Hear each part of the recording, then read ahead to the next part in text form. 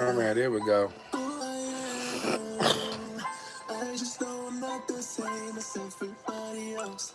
All right, here we go. Have to share that out real fast.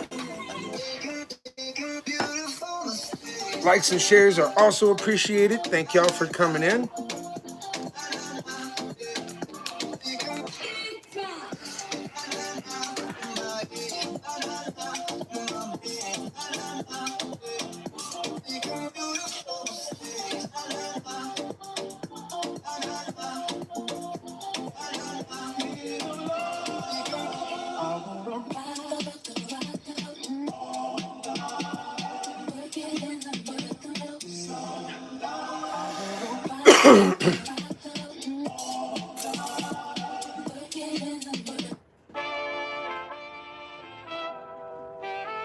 All right.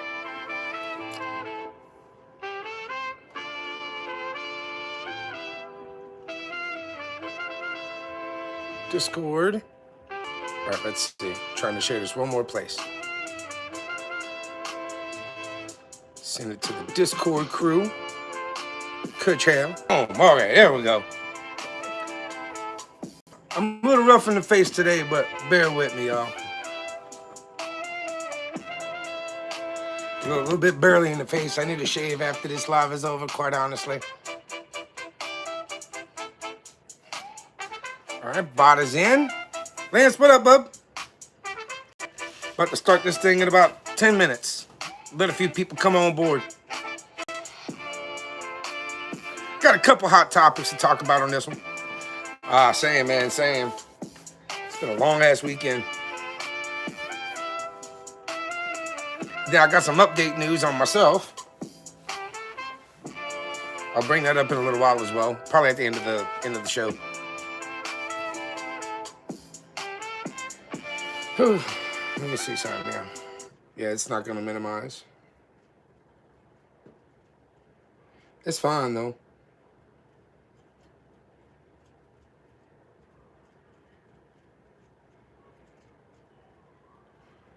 Go ahead and get a couple things down here.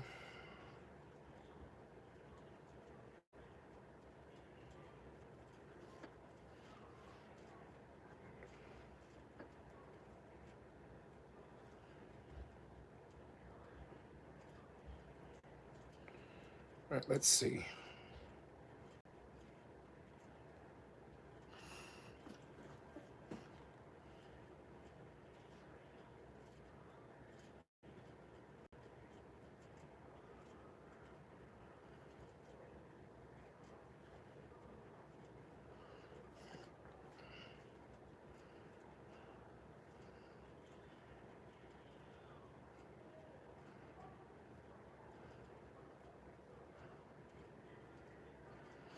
Well, it's auto updated. I'll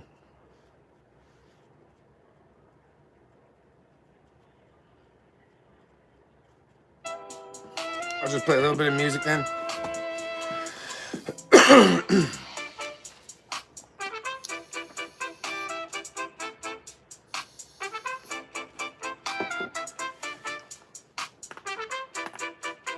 Woo, what a day. In fact, I need to put my mics on.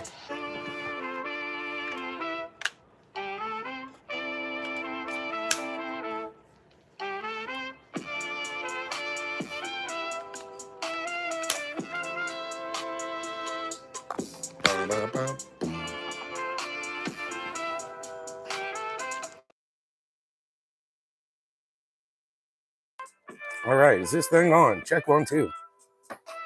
Check 1, 2. But all right, yeah.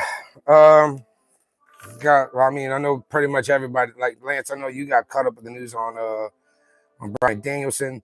I got a little bit of news on the Hogan issue, the Hulk Hogan autopsies and stuff. I do want to do a hot button conversation on the return of AJ Lee, as well as the suspension of Wade Barrett. That's going to be the 4 hot topics I'm going to talk about today, plus the weekend wrestling as a whole. Monday night Raw, Tuesday night NXT, Friday Night SmackDown, heading our way to WrestlePalooza, September 20th. You'll be able to catch me, Justin, and Jimmy at the Shed, as always, for our PLE live streams here on YouTube. So remember that. And then it's going to be in the States. It's going to be in Indianapolis. So it's not going to be as early as Lord knows what pay-per-view, like Clash in Paris or the last couple of shows that were in Dubai and like somewhere in Saudi Arabia or France or Germany or Scotland. None of that. We're back in the States. We're going to get back to regular times, including this one. I mean, you still got, like, what is it, Crown Jewel or something? I think they're moving. I think it's Crown Jewel that's going to Perth or something like that, or is it Rumble? I can't remember. Yeah, 6 a.m. Central. Yeah. That's the part that's gonna suck. I'm gonna have to crash the night at the Shed to get up ass crack early in the morning and have breakfast before the podcast starts. That's gonna be great. All right. You know, Ryan has 40 million subscribers. That's good. Go sit and watch. Daddy's live now. I'm on the air at this moment.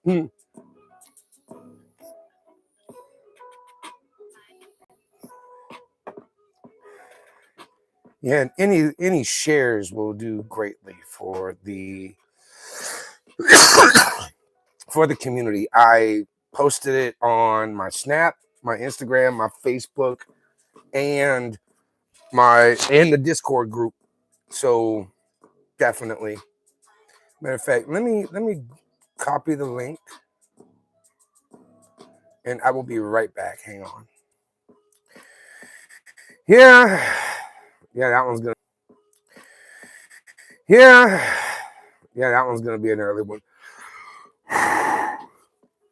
But with that being said, I will go ahead and get this crazy trainer rolling in just about 5 more minutes. I was waiting for 10 after 6 to where I can pull in a few more folks to come and watch the week.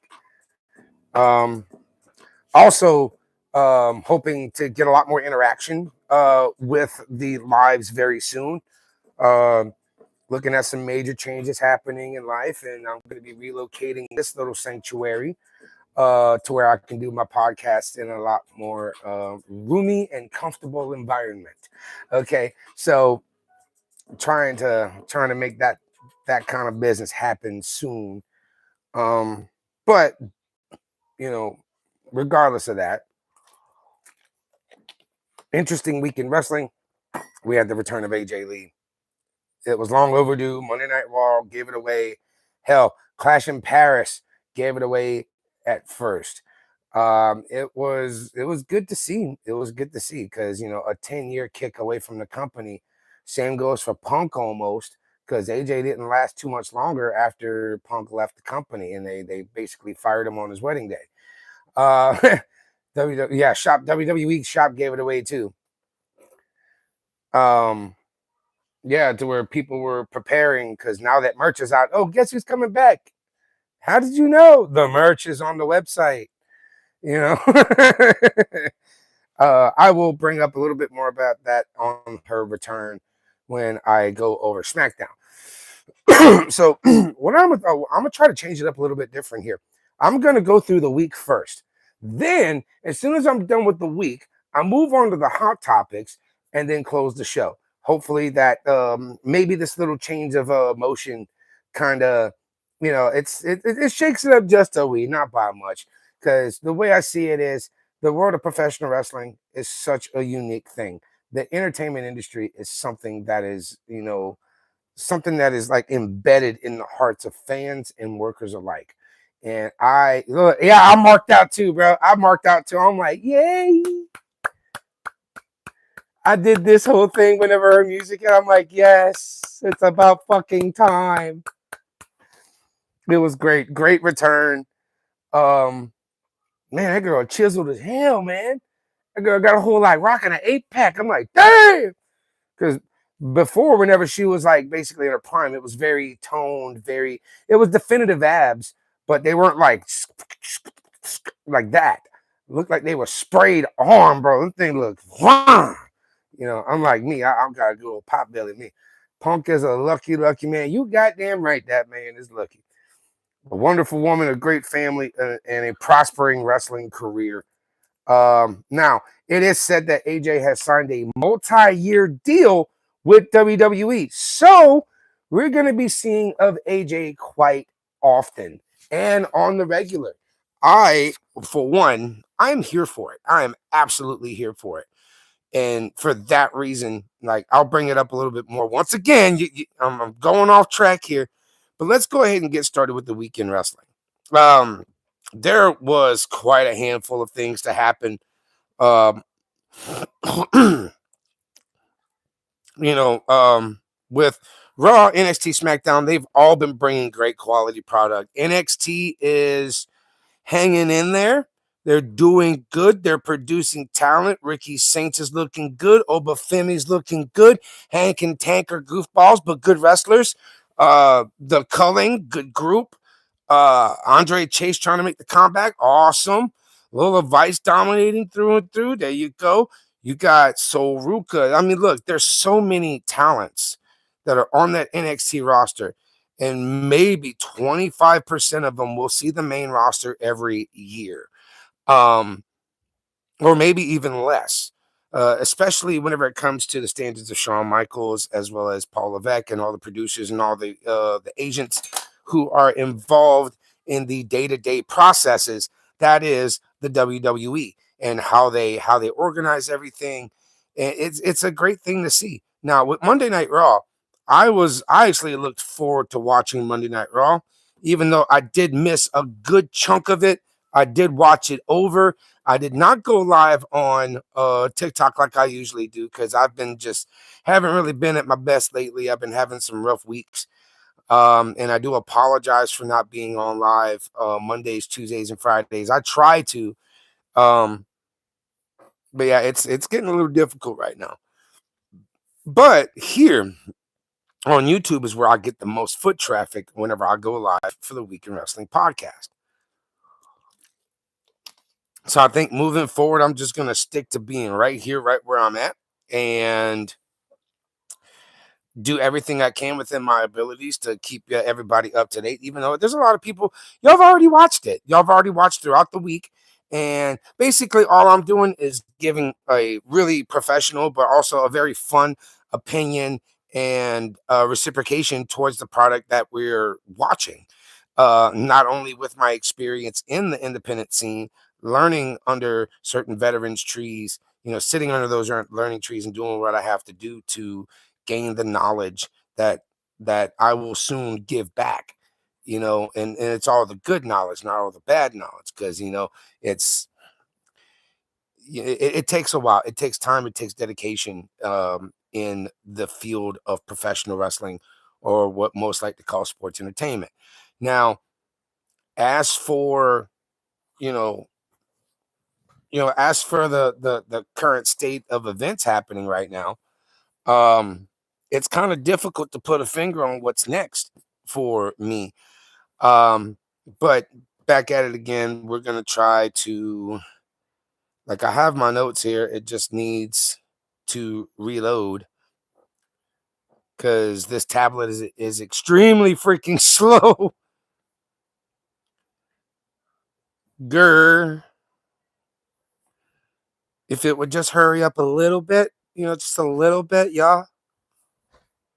Damn, this thing is slow. Good Christ on a cracker.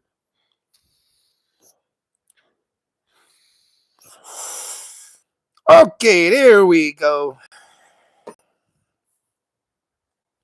Holy halibuts, Batman, we're here. All right. Now, Monday Night Raw, this is also closing, closing the chapter and opening new ones post Clash in Paris. Of course, Survivor Series is not that far down the way. But before that, we've got Australia next month. We've got WrestlePalooza this month. And we got a couple of Saturday night main events, which I included. That will be Cena's very last match. I mean, you figure, he's from Boston. He should retire in Boston. He should have his last match in Boston. But to the WWE, They're going to be, matter of fact, I have it in my notes right here. I'm trying to remember where that went. Let's see. Cena's last match. Yeah, I forgot where it's going to be. Dadgummit. Where is it? Where are those notes at? I must not have written them down. I could swear I write these things down, but there's times where I just forget completely. Hold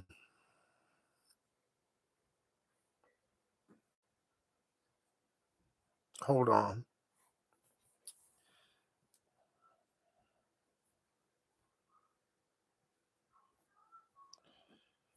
All right, there we go. Now, let's get on with Monday Night Raw. Now, this was, of course, Becky Lynch helping Seth Rollins in the main event for the World Heavyweight Championship. This was a great match. Absolute great match. Stories got told, secrets kept hidden until the moment was right. Having the Vision be ejected from the building for that match to where there was no interference, even though in a fatal four-way, there are no disqualifications. Four fatal four-ways, no DQs. Only win by pinfall or submission, and champion does not have to be pinned to lose the title. Now, this was a very great event. An awesome event for Paris. They blew it out the water with every single match. Two matches that caught my attention the most was the World Heavyweight title match, of course. Also, the match between Becky and Nikki Bella. That was technically one of the best matches I've ever seen from Nikki. Okay. And I've seen her work before and now. It is like night and day. This girl's been putting in some work at the PC to make sure she was ready for a match like Becky Lynch. And I love that for her. I am happy for the quality of the product. The only thing that got me, though, was that just pan out of freaking nowhere. No meaning, but I felt like it didn't have much meaning behind it. But she did put her away quick. So there is a concept to the quick put away. I'm getting my ass kicked. I got to think of something quick to get this girl pinned and, catch her looking and get the win. And that's exactly what she did. Now, going into Monday night, the next day, you had matches like Judgment Day, which was Roxanne and Raquel against the Kabuki Warriors, Kairi Sane and Asuka. New Day and Grayson Waller would take on the War Raiders and Penta. Women's world title situation would be addressed. Roman Reigns had an update. Dominic Mysterio versus AJ Styles was the main event for the Intercontinental Championship. Hell of a match in Paris, France did not fail to disappoint. They singing I Am Phenomenal in French for like 10, 15 minutes. The crowd took over the show. They went to commercial to kill some time. It was awesome. Look, I got my hair standing up on my arm because of that feeling. Still thinking back on that, and like I know the hair was standing up on the back of AJ Styles' neck in that arena. 30,000 strong. Good Christ. Now, let's take a look at everything that happened. All right, so Jey Uso, they did a recap in Clash of Paris with like people arriving. Jey Uso made his way into a crowd full of people chanting and singing for him. He was still pretty roughed up from the night before in Clash in Paris. Had his lower abdominals taped. He would call out the Vision for a fight, but LA Knight would come out instead. He said they both lost Sunday, but it was Uso's fault because he couldn't focus on what mattered, and that was the World Heavyweight Championship. Now, that would trigger the Vision to come out and talk some trash. A few minutes later, a couple back and forth chirps. The Bronze would challenge Uso and Knight to a tag match in the semi-main event. Now, or was that the main? Was that the main event in the Intercontinental was semi-main? Or was it mid-card? I'm not sure. Damn good match though. I think it might have been mid-card main event, right? Right. Okay. Now this was pretty good stuff. Breaker and Bronson would come out to the stage and talk all their trash. Like I said, Bronze would challenge Uso and Knight to a tag match at the end of the night. Babyfaces would accept and ends the little segment. Punk was also shown waiting for Rollins to arrive backstage as the show kicked off. LA Knight was making some really good points about Jey Uso here. Now, nope, not right now. You gotta wait for your mom. Now, Breaker getting upset at the crowd for singing was hilarious. I thought that was great. Uh, now, Judgment Day versus the Kabuki Warriors. Kabuki Warriors would get the match won against Judgment Day. Kairi Sane would take out Raquel Rodriguez ringside with that signature insane elbow. Asuka got the win for the team via Asuka lock on Roxanne Perez, which puts them in line for the women's tag team championships. Cannot wait. Ready for that. Should be great. And I really like the fact how Raquel and Roxanne have melded so well as a tag team. I think it's amazing that this is going down. I love that this is happening for them. They don't have to have the championships to be relevant. They don't. That's just added weight to the gear bag, like I always say. The company is putting their trust in you to become champions and put those titles over. Like the title doesn't make the person makes the title. Whether it's the women's championships or the men's championships, the champion makes the title. And they did a really good job being women's tag team champions.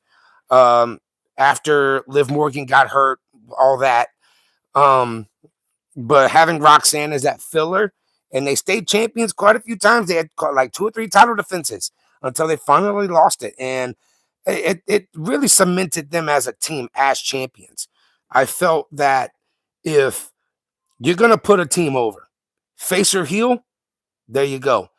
Raquel, Roxanne, great team with the Judgment Day. JD and Finn as World Tag Champions, amazing, great. Love their work.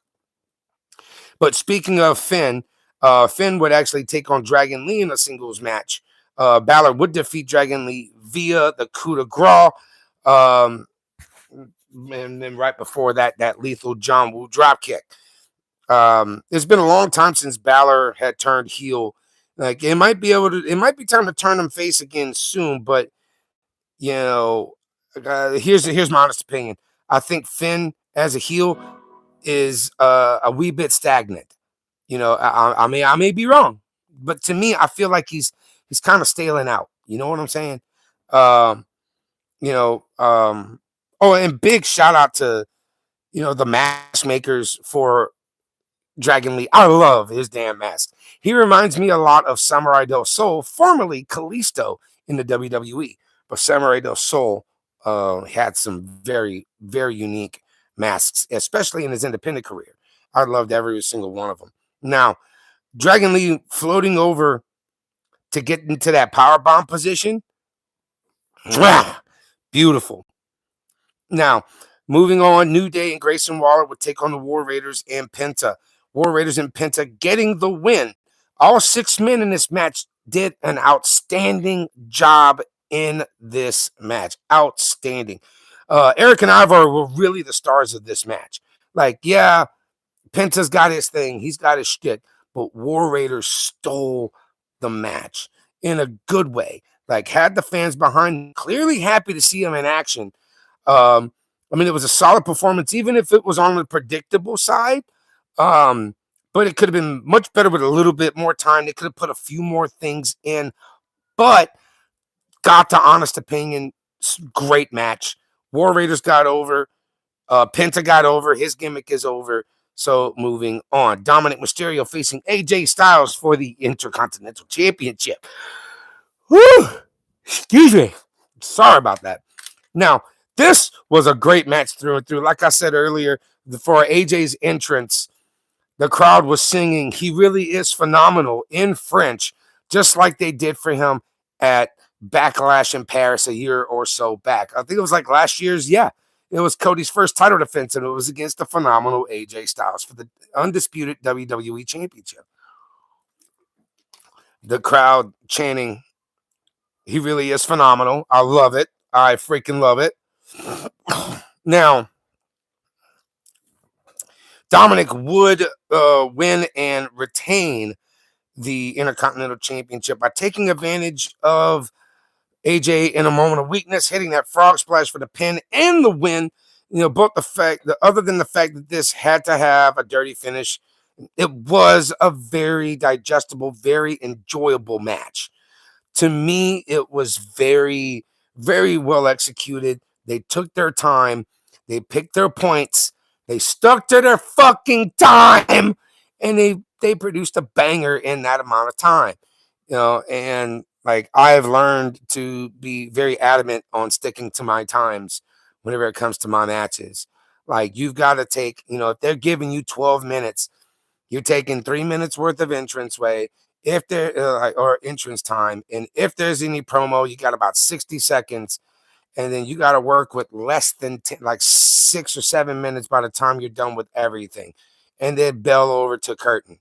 So you got to make the best of whatever time you're given. Maximize those minutes, and at the same time, be wary of how long you're trying to tell that story. Because if you take too long, the fans will lose interest, unless there's like high spot after high spot after high spot after big move after big move, and it's just a huge long chain go home until the 3 count is made. Now, everybody has their way of doing things whenever it comes to uh, their style of wrestling. I'm all for it, honestly. But whatever works, whatever the WWE is doing to produce these awesome matches with great talent who have a lot of ability, make no mistake. And guys like AJ Styles being the veteran, bringing up the younger talent. That is an awesome thing about this business. AJ Styles is giving back to the business what was given to him. And that is the opportunity to work with great superstars. Now, the crowd was singing AJ Styles during the entrance, like I said, even going into the break. Even after the break, they were still singing it. It was great. Now, there was a interview, there was a backstage segment with Lyra Valkyria talking to Adam Pearce. I really think that they dropped the ball with Lyra, my honest opinion, because at first she was getting better on the mic with Becky. But to an extent, her ability in the ring is amazing. Her psychology is there. She understands the process. But whenever it comes to her promos, they have been cut rate. My honest opinion, they have been very cut rate. Because I know I've seen Lyra cut better promo. I know I have. And then on top of that with Becky, not Becky, Bailey with the potential heel turn with all the promos and the voices in her head and stuff, that is gonna be a likely situation as well. She might even team up with Becky and they just be the heel force of horsewomen, like 2 of the 4 horsewomen that have turned bad. I never know in this business.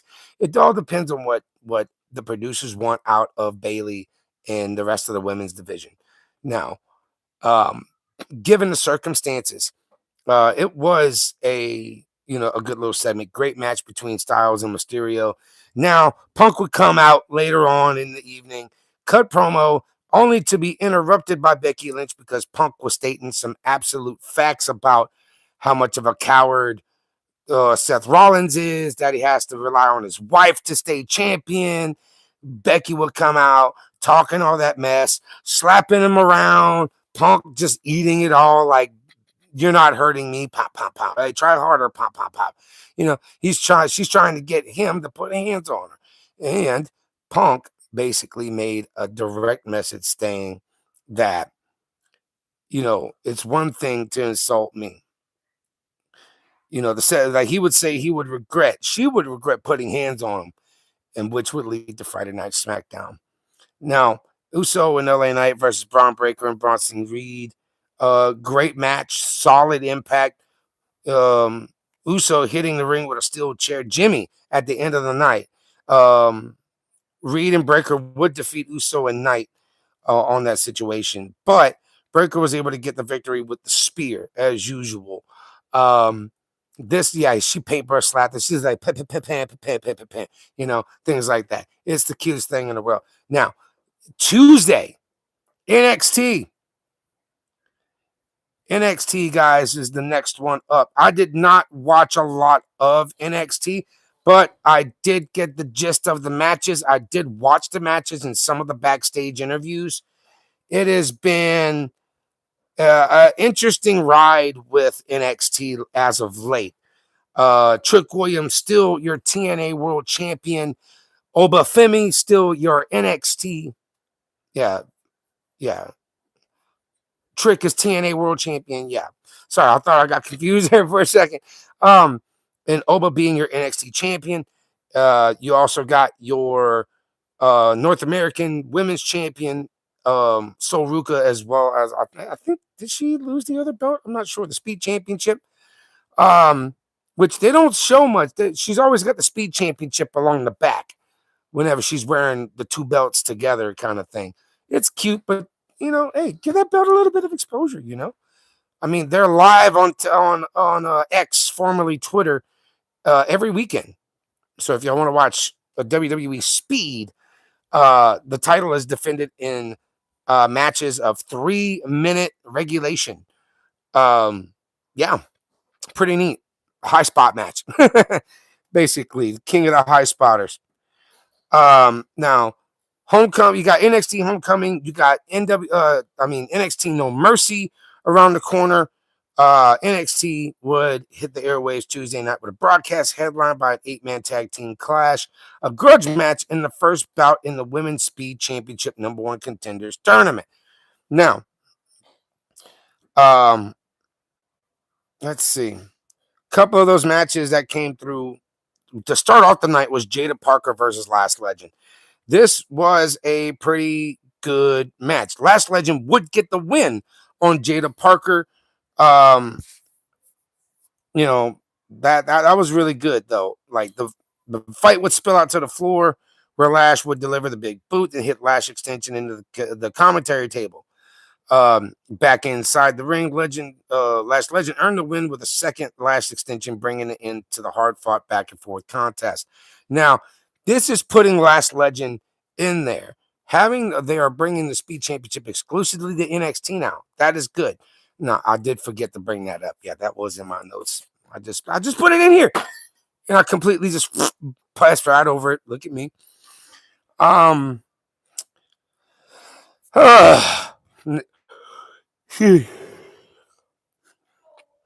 There was a lot of talking backstage about the women's division. Backstage, there was a big confrontation between Jordan Grace and Blake Monroe, earning that, getting the attention of Callie Armstrong, who expressed new issues with Blake Monroe. Now, that's going to sizzle on up until Heatwave. Not Heatwave, but Homecoming and No Mercy down the road. Now, moving on, Josh Briggs would interrupt a promo that was being done by Javon Evans. After losing the NXT Championship against Obafemi, he came out, he would address the fans, and he fought through emotions and discussed the fight, coming from underneath all the time, but still coming up just short of a win to become NXT champion and, conquer Obafemi, conquer the conqueror, Obafemi. Now, Oba is an absolute freaking unit of an individual for those who don't watch NXT. If you don't know, check it out on YouTube. WWE's got it on their YouTube, their TikTok, their Instagram, their Facebook, all of their socials. You will see NXT is definitely, on a mission. And I love what they're doing here. Now, like Josh Briggs would give Javon Evans this old timer talk.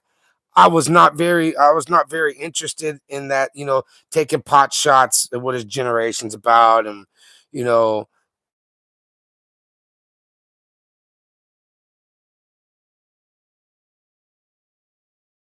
like the dude can literally, can it for real. Now, with everything aside, wait, hold on. Oh, guys, hang on.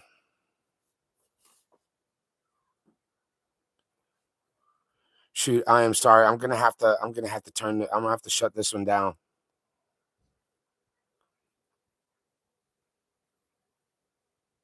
I am so sorry, ladies and gentlemen. We'll be back.